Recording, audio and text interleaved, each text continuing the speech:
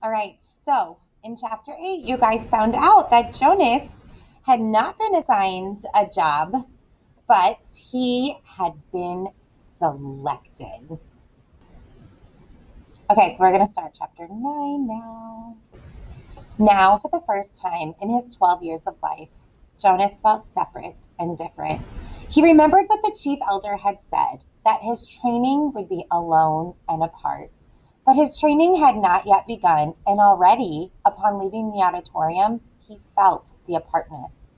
Holding the folder that she had given him, he made his way through the throng, looking for his family unit and for Asher. People moved aside for him.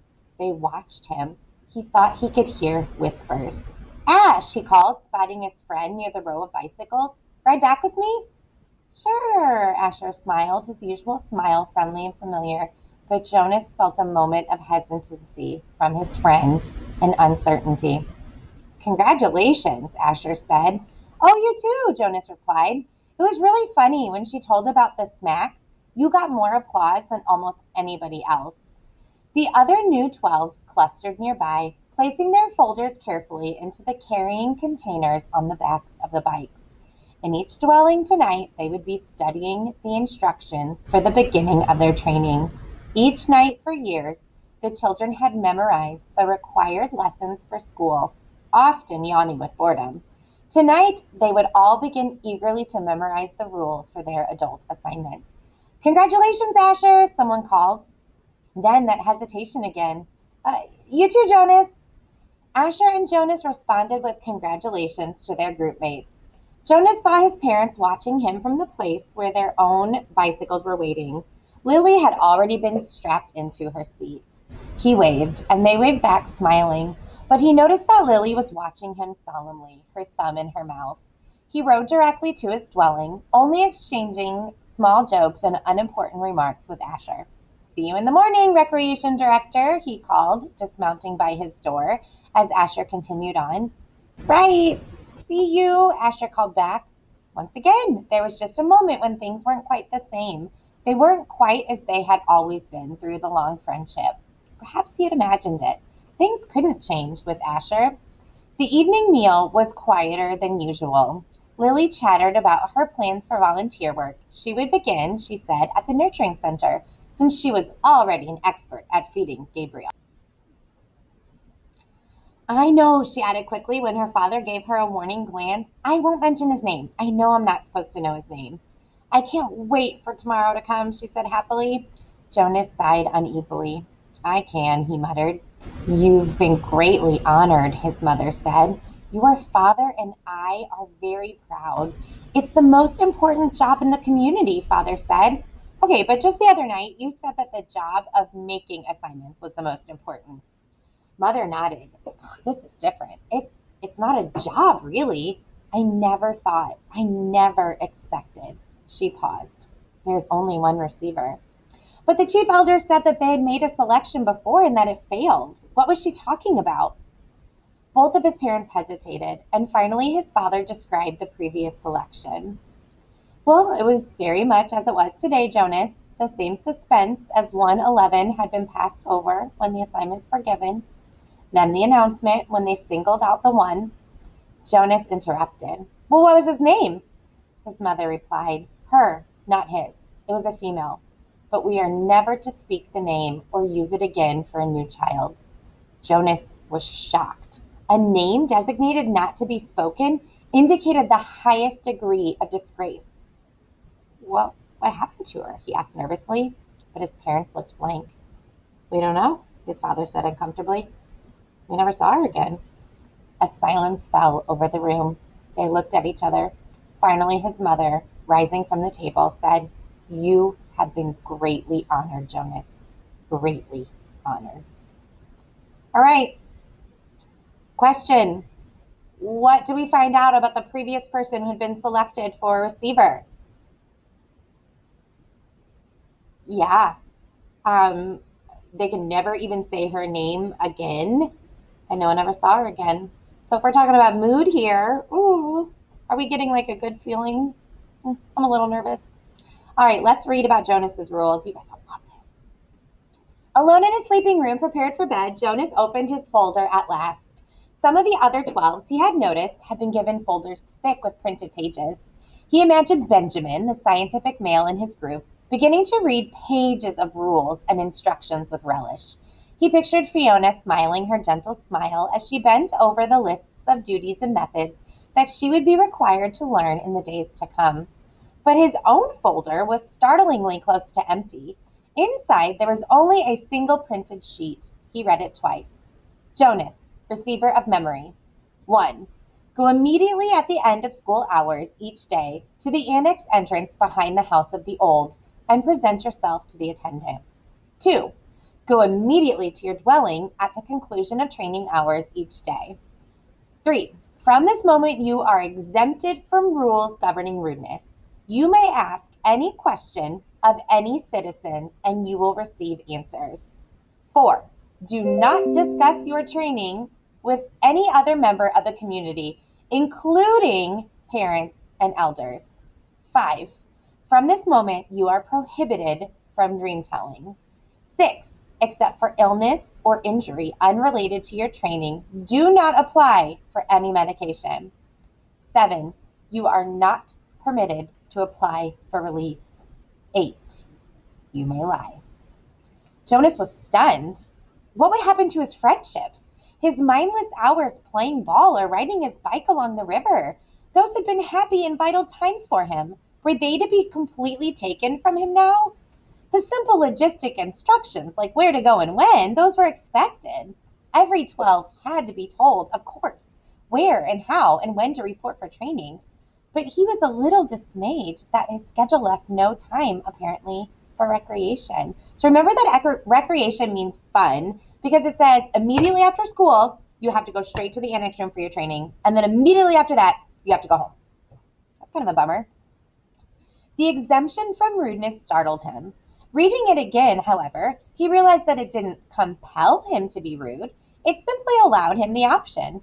He was quite certain that he would never take advantage of it.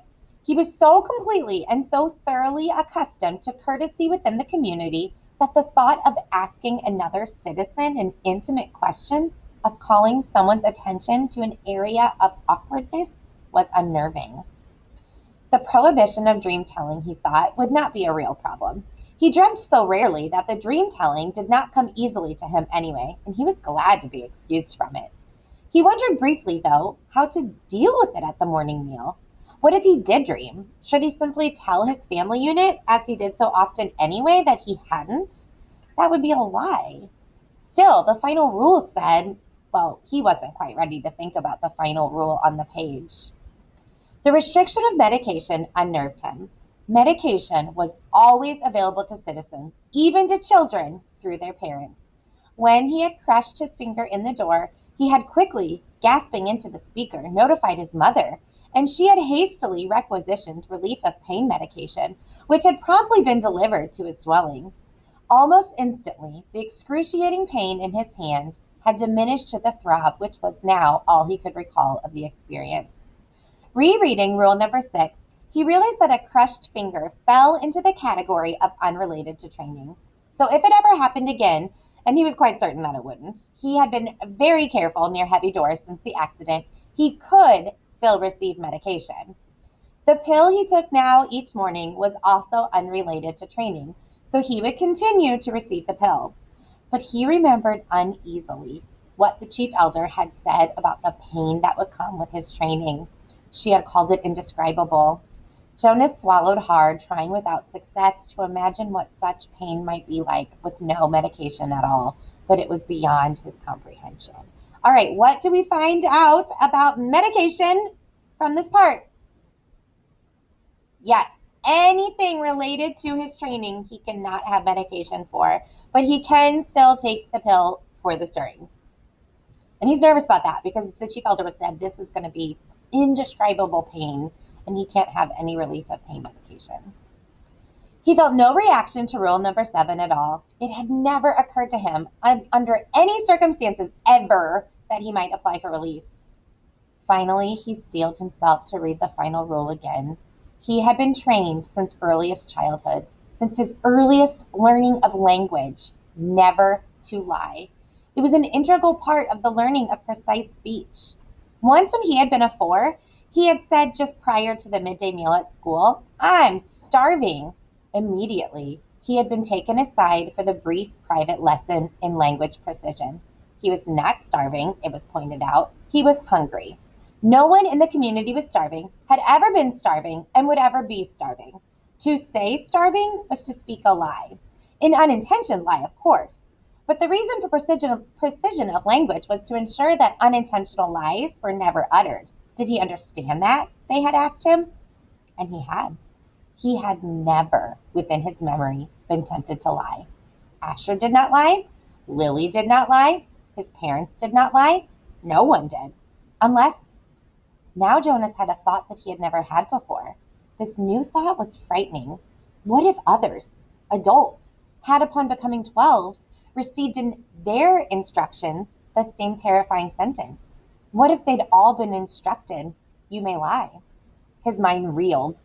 Now empowered to ask questions of utmost rudeness and promised answers, he could, conceivably, although it was almost unimaginable, ask someone, some adult like his father perhaps, "Do you lie?" But he would have no way of knowing if the answer he received were true. Okay, so question. Which rule is really causing Jonas some anguish and is he really struggling with? Yeah, you may lie, because if he can lie, he starts thinking, what if other people can lie? Okay, we are going to read chapter 10. Today's the first day of their job. "I go in here, Jonas," Fiona told him when they reached the front door of the House of the Old after parking their bicycles in the designated area. "I don't know why I'm so nervous," she confessed. "I've been here so often before." She turned her folder over in her hands. "Well, everything's different now," Jonas reminded her. "Even the nameplates on our bikes," Fiona laughed. During the night, the nameplate of each new 12 had been removed by the maintenance crew and replaced with the style that indicated citizen in training. "I don't want to be late," she said hastily and started up the steps. "If we finish at the same time, I'll ride home with you." Jonas nodded, waved to her, and headed around the building towards the annex, a small wing attached to the back. He certainly didn't want to be late for his first day of training either. The annex was very ordinary, its door unremarkable.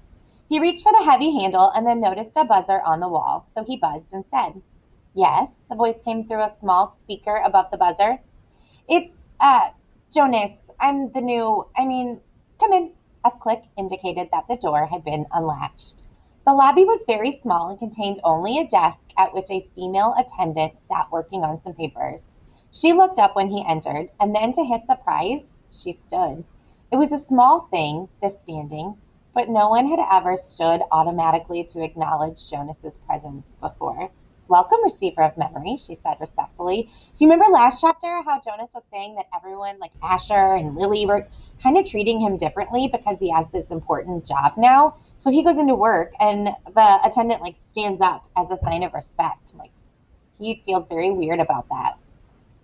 "Oh, please," he replied uncomfortably. "Just call me Jonas." She smiled, pushed a button, and he heard a click that unlocked the door to her left. "You may go right on in," she told him. Then she seemed to notice his discomfort and to realize its origin. No doors in the community were locked ever. None that Jonas knew of anyway. "The locks are simply to ensure the receiver's privacy because he needs concentration," she explained. "It would be difficult if citizens wandered in looking for the Department of Bicycle Repair or something." Jonas laughed, relaxing a little. The woman seemed friendly, and it was true, in fact it was a joke throughout the community, that the Department of Bicycle Repair, an unimportant little office, was relocated so often that no one ever knew where it was. "There's nothing dangerous here," she told him, "but," she added, glancing at the wall clock, "he doesn't like to be kept waiting." Okay, pause. What is something that Jonas sees in the receiver's office that he has never seen before? Yes, the door is locked. He has never seen that before. All right, Jonas hurried through the door and found himself in a comfortably furnished living area. It was not unlike his own family unit's dwelling. Furniture was standard throughout the community, practical, sturdy, the function of each piece clearly defined. a bed for sleeping, a table for eating, and a desk for studying. All of those things were in the spacious room, though each was slightly different from those in his own dwelling. The fabrics on the upholstered chairs and sofa were slightly thicker and more luxurious. The table legs were not straight like those at home, but slender and curved, with a small carved decoration at the foot. The bed in an alcove at the far end of the room was draped with a splendid cloth embroidered over its entire surface with intricate designs. But the most conspicuous was the books. In his own dwelling, there were the necessary reference volumes that each household contained, a dictionary and the thick community volume which contained descriptions of every office, factory, building, and committee, and the Book of Rules, of course. The books in his own dwelling were the only books that Jonas had ever seen. He had never known that other books existed. But this room's walls were completely covered by bookcases, filled which reached to the ceiling. There must have been hundreds, perhaps thousands of books, their titles embossed in shiny letters. Jonas stared at them. He couldn't imagine what the thousands of pages contained. Could there be rules beyond the rules that govern the community? Could there be more descriptions of offices and factories and committees? All right, what was the biggest difference between, or what that he walks when he goes into the receiver of memory's room? What's the biggest difference that he sees? Yeah, the books. Jonas did not know that other books existed. He has no clue. All right. He had only a second to look around because he was aware that the man sitting in a chair beside the table was watching him. Hastily, he moved forward, stood before the man, bowed slightly, and said, "I'm Jonas." "I know. Welcome, receiver of memory." Jonas recognized the man. He was the elder who had seemed separate from the others at the ceremony, although he was dressed in the same special clothing that only elders wore. Jonas looked self-consciously into the pale eyes that mirrored his own. "Sir, I apologize for my lack of understanding." He waited, but the man did not give the standard accepting of apology response. So after a moment, Jonas went on. "But I think," he corrected, reminding himself that if precision of language was ever to be important, it was certainly important now in the presence of this man. "That you are the receiver of memory, and I was only selected yesterday, and I'm not anything at all, not yet." The man looked at him thoughtfully and silently. It was a look that combined interest, curiosity, concern, and perhaps a little sympathy as well. Finally, he spoke. "Beginning today, this moment, at least to me, you are the receiver. I have been the receiver for a long time. A very, very long time. You can see that, can't you?" Jonas nodded. The man was wrinkled, and his eyes, although piercing in their unusual lightness, seemed tired. The flesh around them was darkened into shadowed circles. "I can see that you are very old," Jonas responded with respect. The old were always given the highest respect. The man smiled. He touched the sagging flesh on his own face with amusement. "I am not actually as old as I look," he told Jonas. "This job has aged me. I know I look as if I should be scheduled for release very soon, but actually, I have a good deal of time left." Okay, pause. Don't ever say to your teachers or your parents, "I can see you are very old." That's a big difference between their world and our world. But then he says that he's not really that old. It's just that the job has really aged him. "I was pleased, though, when you were selected. It took them a long time. The failure of the previous selection was 10 years ago, and my energy is starting to diminish. I need what strength I have remaining for your training. We have hard and painful work to do, you and I." "Please sit down," he said, and gestured towards the nearby chair. Jonas lowered himself into the soft cushioned seat. The man closed his eyes and continued speaking. "When I became a 12, I was selected as you were, and I was frightened, as I'm sure you are." He opened his eyes for a moment and peered at Jonas, who nodded. The eyes closed again. "I came to this very room to begin my training. It was such a long time ago. The previous receiver seemed just as old to me as I do to you, and he was just as tired as I am today." He sat forward suddenly, opened his eyes, and said, "You can ask questions. I have so little experience in describing this process. It's forbidden to talk of it." I know, sir. I have read the instructions, Jonas said. So I may neglect to make things clear as I should, the man chuckled. My job is important, and it has enormous honor, but that does not mean I am perfect. And when I tried before to train a successor, I failed. So please ask any questions that will help you. In his mind, Jonas had questions. 1,000, 1,000,000 questions, as many questions as there were books lining the walls. But he did not ask one, not yet. The man sighed, seeming to put his thoughts in order, and then he spoke again. Simply stated, he said, although it's not really simple at all, my job is to transmit to you all the memories I have within me, memories of the past. Sir, Jonas said tentatively, I would be very interested to hear the story of your life and to listen to your memories. I apologize for interrupting, he added quickly. The man waved his arm impatiently. No apologies in this room. We haven't time. Well, Jonas went on, uncomfortably aware that he might be interrupting again. I am really interested. I don't mean that I'm not, but I don't exactly understand why it's so important. I could do some adult job in the community, and in my recreation time, I could come and listen to the stories from your childhood. I would like that. Actually, he added, I've done that already in the house of the old. The old like to tell about their childhoods, and it's always fun to listen. The man shook his head. No, no, he said. I'm not being clear. It's not my past, not my childhood that I must transmit to you. He leaned back, resting his head against the back of the upholstered chair. It's the memories of the whole world, he said with a sigh, before you, before me, before the previous receiver, and generations before him.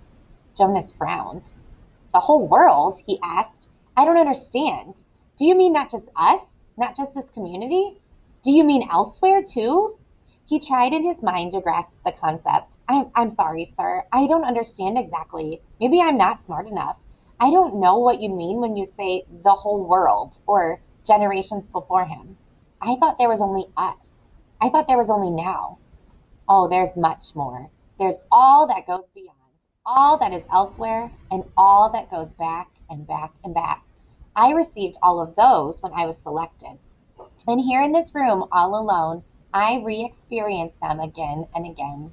It is how wisdom comes and how we shape our future. He rested for a moment, breathing deeply. I am so weighted with them, he said. Okay, so Jonas does not know. So let's stop here. Let's start here. Okay, question. What are these memories of? Exactly. These are memories from like the whole world, from the past, like everything that's going on out there. And Jonas doesn't even know that any of that stuff exists. He's like, what? I thought there was just like us here. Like there's a past, there's other places in the world. Like I don't understand it. So yeah, Jonas does not understand what this means. Okay. And now, so he describes, the receiver describes like being weighted with these memories. Jonas felt a terrible concern. Did I already say that? Okay. Jonas felt a terrible concern for the man suddenly. It's as if the man paused, seeming to search his mind for the right words of description. It's like going downhill through deep snow on a sled, he said finally. At first it's exhilarating, the speed, the sharp, clear air, but then the snow accumulates, it builds up on the runners, and you slow, and you have to push hard to keep going, and he shook his head suddenly and peered at Jonas. That meant nothing to you, did it? He asked. Jonas was confused. I didn't understand it, sir. Of course you didn't. You don't know what snow is, do you? Jonas shook his head. Or a sled? Runners? No, sir, Jonas said. Downhill? The term means nothing to you? Nothing, sir. Well, it's a place to start. I've been wondering how to begin. Move to the bed and lie face down and remove your tunic first. Jonas did so, a little apprehensively. Beneath his bare chest he felt the soft folds of the magnificent cloth that covered the bed. He watched as the man rose and moved first to the wall where the speaker was. It was the same sort of speaker that occupied a place in every dwelling, but one thing about it was different. This one had a switch, which the man deftly snapped to the end that said off. Jonas almost gasped aloud. To have the power to turn the speaker off, it was an astonishing thing. Then the man moved with surprising quickness to the corner where the bed was. He sat on a chair beside Jonas, who was motionless, waiting for what would happen next. Close your eyes, relax, this will not be painful. Jonas remembered that he was allowed, that he'd even been encouraged to ask questions. What are you going to do, sir? He asked, hoping that his voice didn't betray his nervousness. I am going to transmit the memory of snow, the old man said, and he placed his hands on Jonas's bare back. All right, well, we find out that Jonas's community doesn't have snow. Jonas doesn't know what any of that is. So he is going to give him the memory of snow. All right, tomorrow we will continue on.